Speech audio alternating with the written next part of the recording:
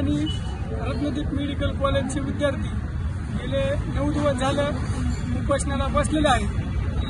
न्याय मिळावा म्हणून थोडं प्रशासनाकडून दुर्लक्ष केलं जात होतं. आज या ठिकाणी विद्यापीठाचे वरिष्ठ अधिकारी आणि वन विभागाचे अधिकारी येऊन या ठिकाणी गेलेले 90% प्रश्नाचे उत्तर मिळालेले. तरी उद्या सकाळी 11 वाजता मनसेच्या वतीने, प्रहारच्या वतीने, सर्व पक्षीच्या वतीने, राष्ट्रवादीच्या वतीने उद्या रस्ता रोको आणि बंदचं आवाहन केलं होते. तरी ती बंद आणि रस्ता रोको उद्या होणार नाही.